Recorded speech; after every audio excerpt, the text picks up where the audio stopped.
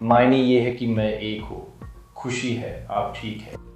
लेकिन हे भगवान दोस्त, मैंने 2 लोगों को मार डाला। वह एक हत्यारी है जिसने अपनी माँ और पिता को मार डाला। अगर तुम बीते कल में लौट सकते तो क्या तुम अपनी माँ के साथ जो हुआ उसे बदलते? पापा, अपने हाथ जमीन पर आगे की तरफ रखो। मैं वो राक्षस नहीं बनना चाहती थी जो उन्होंने मुझे बनाया। मिया बेली की कहानी पारिवारिक हिंसा का एक जटिल मामला है और आप हैरान होंगे कि पूछताछ कक्ष में वह जासूस को क्या बताती है। हम लॉ एंड क्राइम के मामले पर हैं। मैं क्रिस स्टीवर्ट हूं।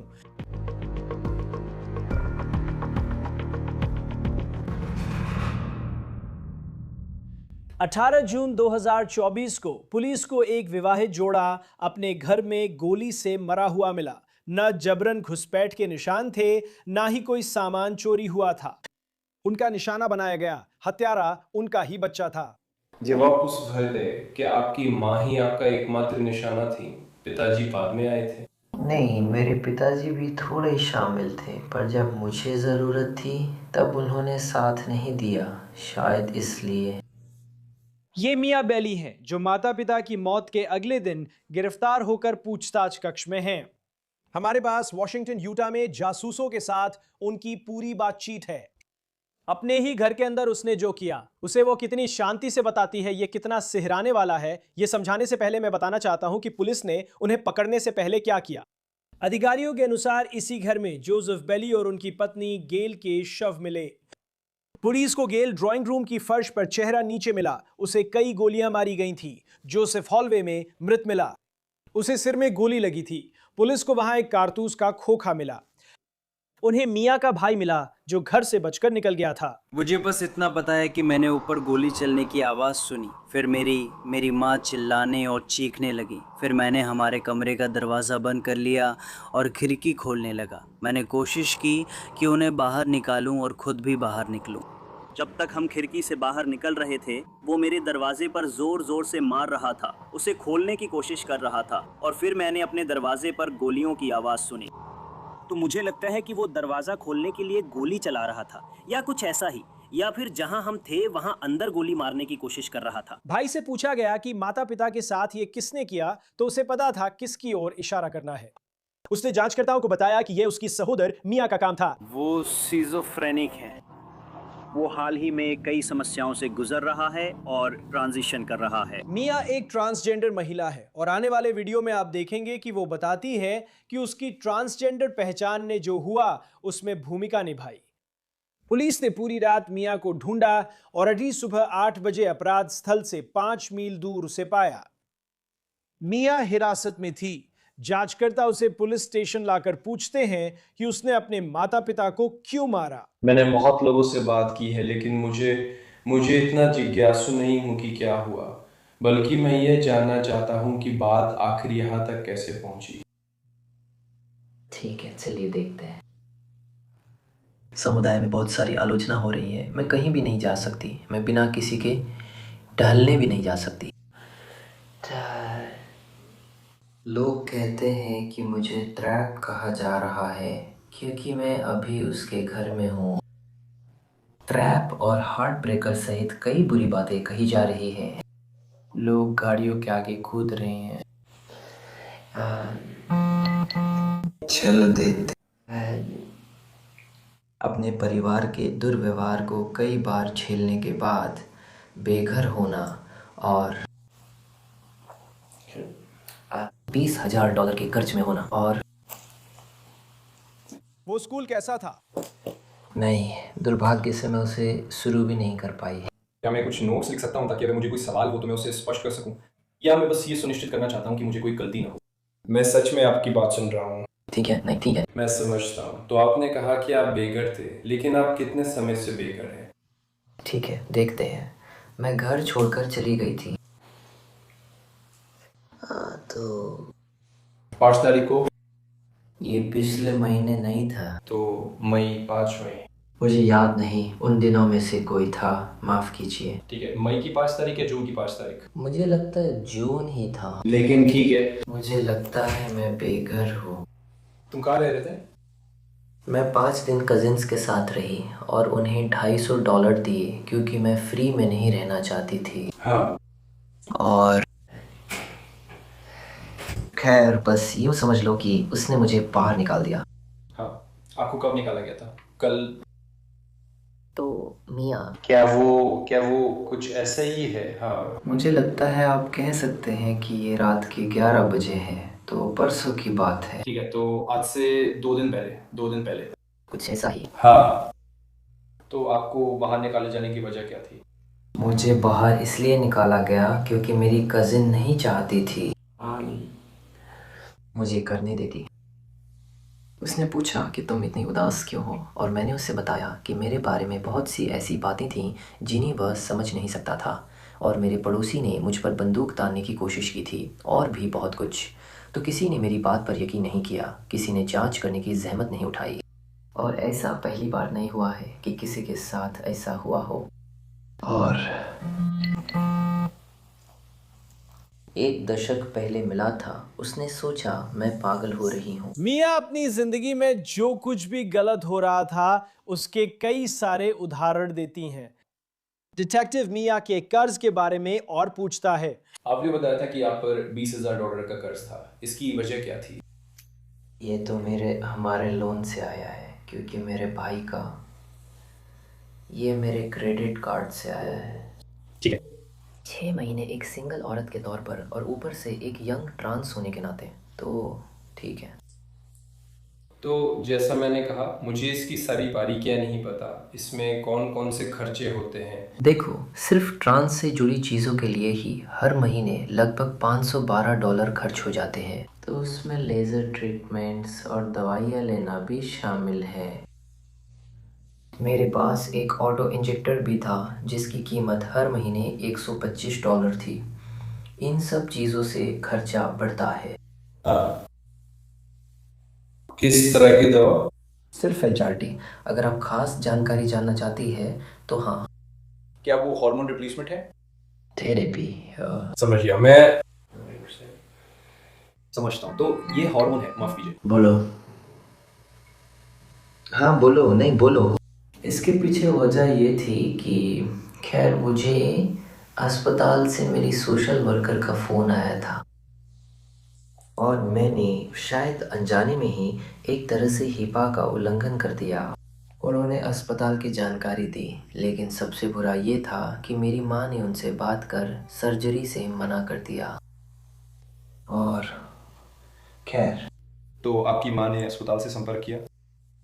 हाँ, और मुझे पता था कि शायद मैं सिर्फ उसी से अपील कर सकती थी, लेकिन वो नहीं करेंगी। वह बस कह रही थी कि वो बहुत गुस्से में थी, और मैंने उनसे पूछा, मैंने कहा मैं कोई बहाना नहीं सुनना चाहती, मुझे बस एक सफाई चाहिए और माफ़ी चाहिए, और ये कि वो इसके बारे में कुछ करेंगी। ठीक है, वैसे भी लगता है कि वो अपनी ज़िंदगी बचाने के लिए भी माफ़ी नहीं मांग सकती। ठीक है, मेरा मतलब है। और अब मैंने उसे कई मौके देने की कोशिश की, लेकिन वो अलग बात है।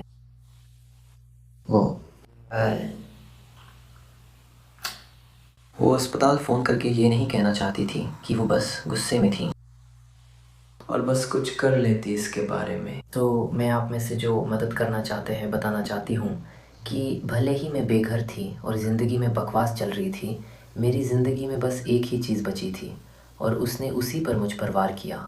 यही हमें दोहरे हत्याकांड की वजह पता चलती है, मां के साथ उसके ट्रांजिशन पर विवाद। उसके पिता भी निशाने पर थे क्योंकि उसने कहा कि उन्होंने साथ नहीं दिया। ये ऐसा लगा जैसे वह इसे बर्बाद करना चाहती थी। उसे हमेशा से दूसरों की हदें लांघने की आदत रही है, इसी वजह से मैंने कभी उसे नहीं बताया कि मैं कहाँ रहती हूँ। हाँ, तो मैं समझ सकता हूँ कि ये निराशा क्यों है। आप बहुत सारी बातें कर रहे हैं, आपके पास बहुत कुछ है संभालने के लिए। और मज़ेदार बात ये थी कि उसी दिन थोड़ी देर पहले वो फादर्स डे का गिफ्ट था, और इस तरह से पीठ में छुरा घोंपा जाना जितनी बार मेरे साथ हुआ है उतना किसी के साथ नहीं हुआ। मैंने अपनी ज़िंदगी में कई बार ऐसा महसूस किया है। क्या उन्हें पता था वो तुम्हारा अंतिम लक्ष्य था? हाँ, मैंने उन्हें कई बार बताया था कि मैं खुद को मारने वाली हूँ, और मुझे इसकी बहुत ज़रूरत थी, और मेरी मानसिक स्थिति भी बिगड़ती जा रही थी, और इसी वजह से मुझे वो सर्जरी चाहिए थी। और खैर, मैंने फिर से सोचा।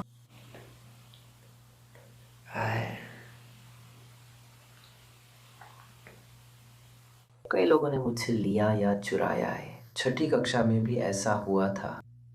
वाह। और मेरी ज़िंदगी का बड़ा हिस्सा मेरे शरीर पर उन कामों के कई निशान हैं। ज़िंदगी के लिए खतरनाक और बहुत नकारात्मक थे।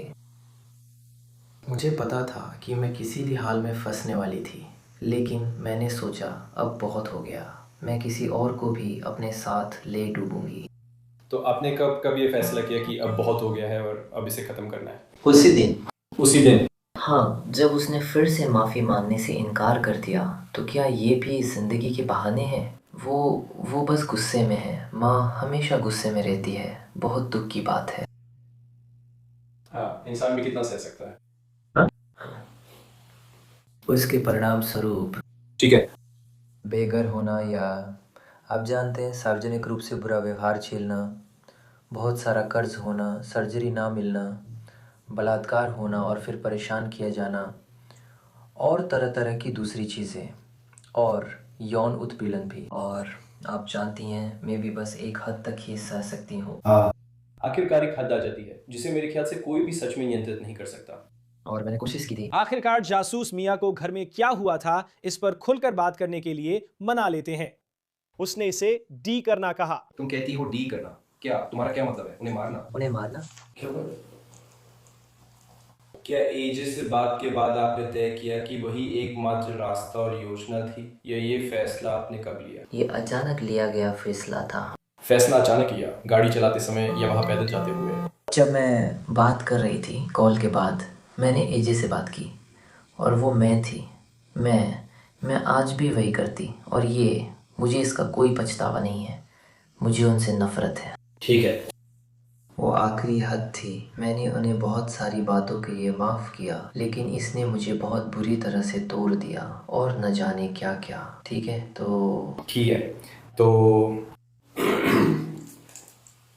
तुमने अपने माता पिता को मारने के लिए तब क्या इस्तेमाल किया था? मेरी बंदूक। ठीक है, वही बंदूक थी जो तुम्हारे पास पुलिस के सामने आत्मसमर्पण के वक्त थी?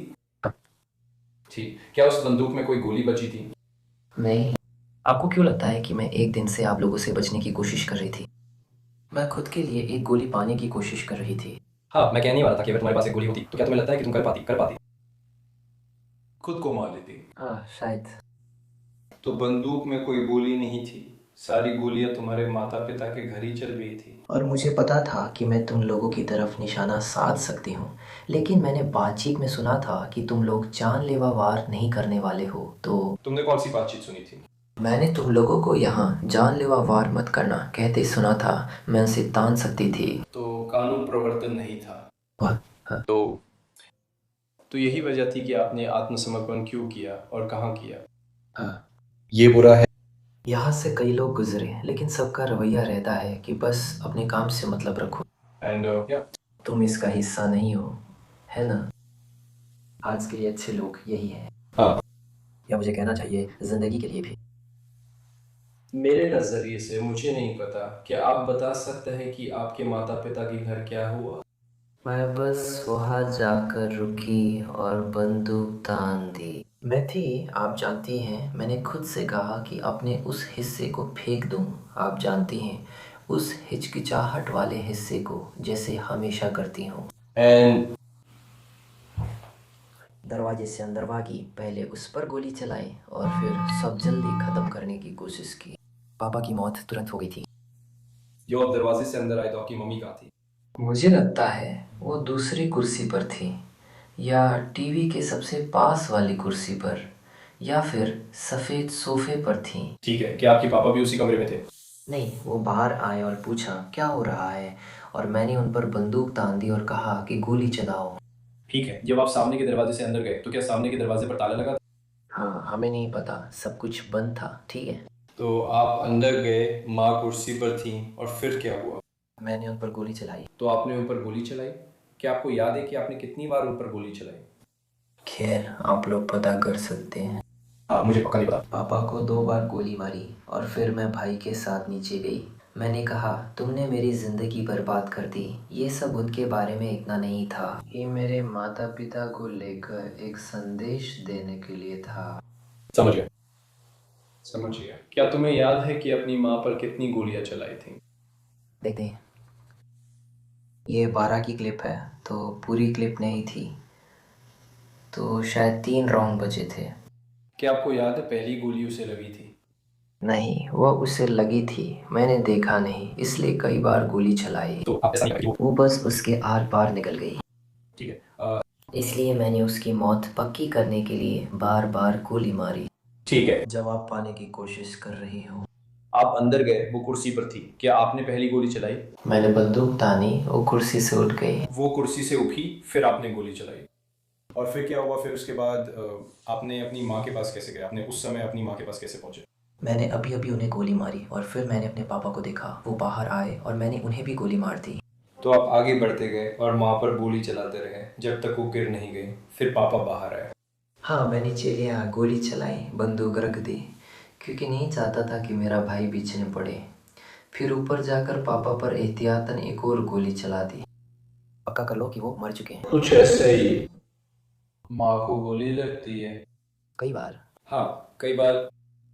क्या आपको याद है कि आप उसके करीब खड़े थे? क्या आपको याद है?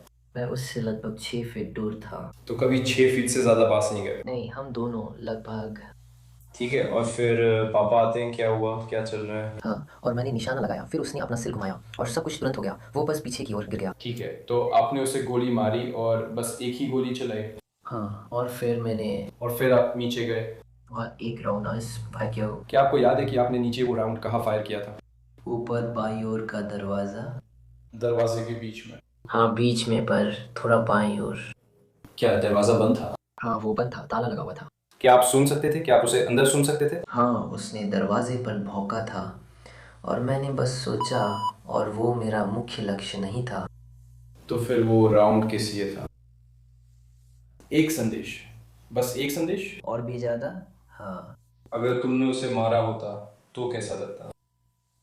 क्योंकि तब ये सबसे बड़ी प्रार्थना होती, मेरा मतलब है जानवर, एक औरत। तो मैंने एक और बात सुनी, तो क्या वो तुम्हारा इरादा था? क्या तुम उम्मीद कर रहे थे कि वो उसे लगेगा?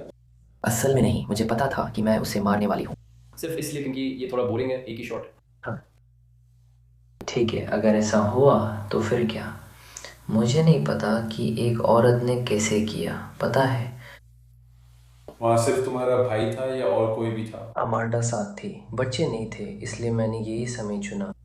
ठीक है, तो तुम्हारा कोई इरादा नहीं था। घर में कितने बच्चे थे? मेरे 3 भतीजे थे, इसलिए यह करने का सही समय था। तो तुम्हें पता था कि वे घर पे नहीं होंगे? हाँ, मिया जो कुछ भी उसने किया है उसमें कुछ भी नहीं छुपा रही है और उसे इसके बारे में कोई भावना भी नहीं दिख रही है। जब आप भर गए, क्या आपकी माँ ही आपका मुख्य निशाना थी?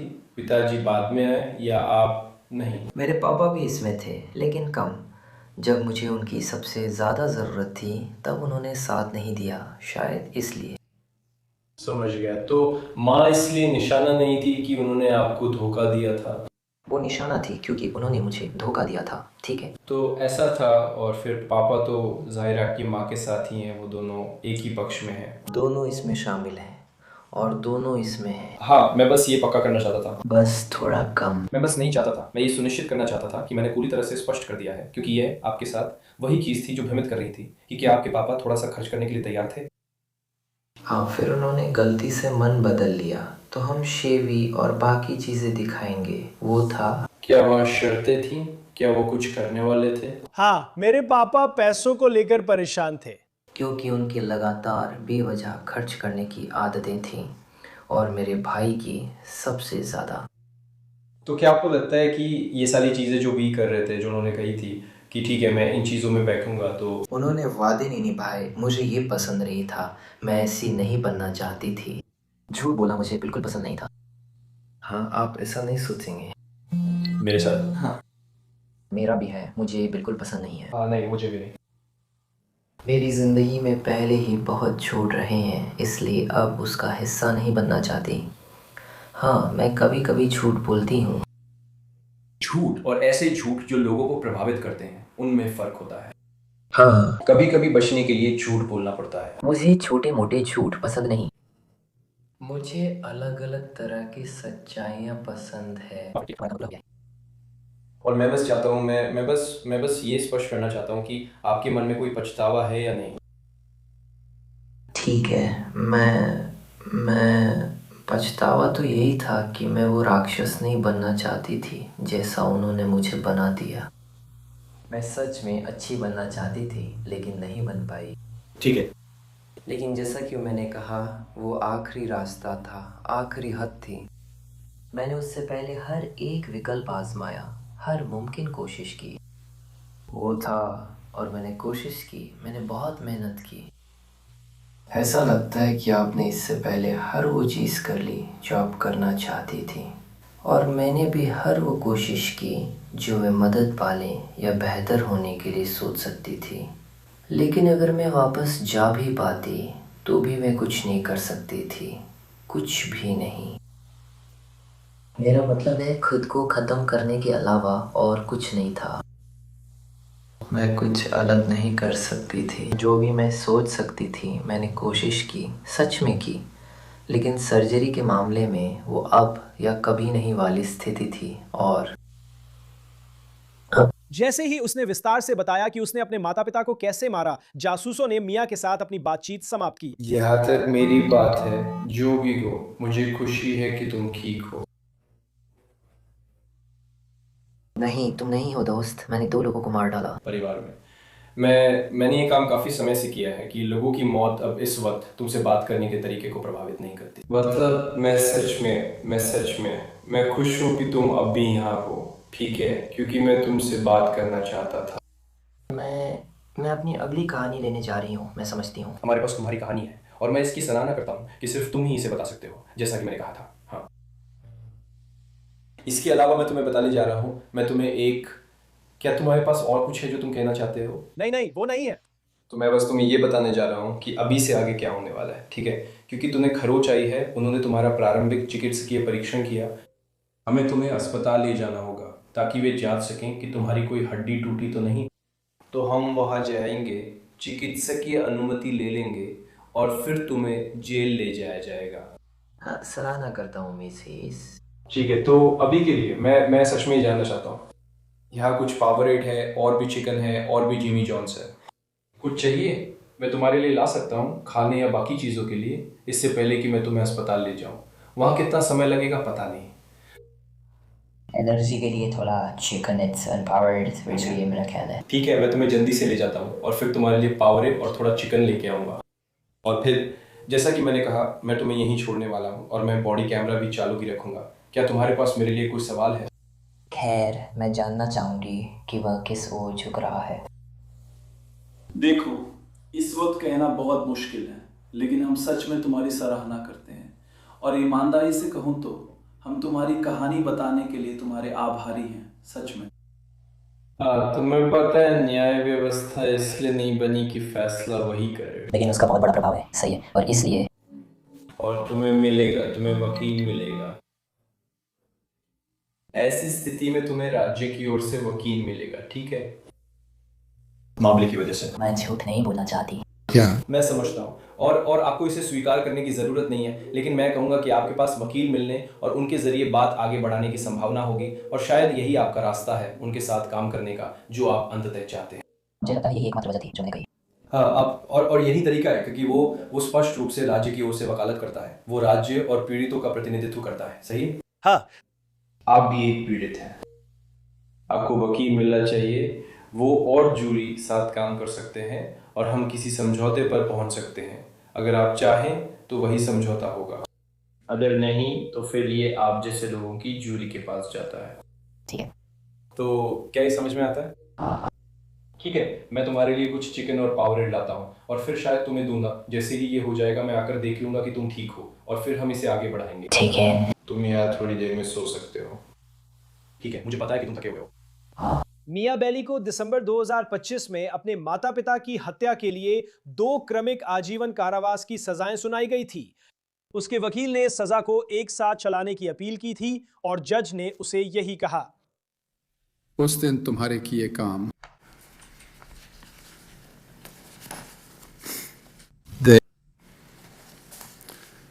बहुत ही डरावने थे।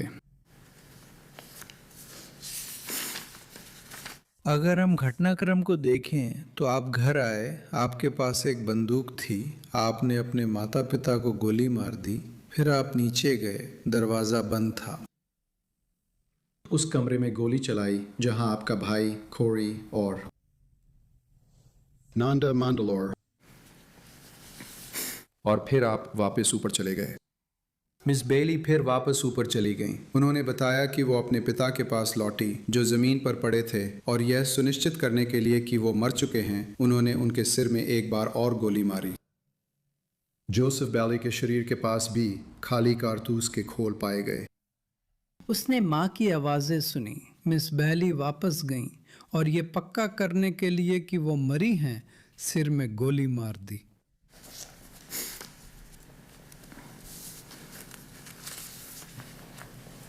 परिस्थितियों की गंभीरता अब भी बनी हुई है। और आज की सजा के बारे में, सजाएं एक के बाद एक चलनी चाहिए और चलेंगी।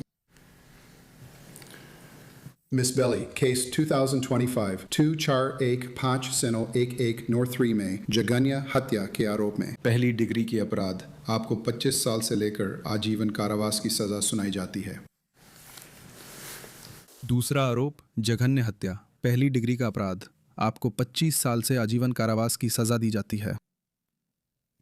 तीसरा आरोप गंभीर हमला, तीसरी डिग्री अपराध, आपको 0 से 5 साल की सजा सुनाई जाती है। ये सभी सजाएं यूटा राज्य जेल में एक के बाद एक चलेंगी।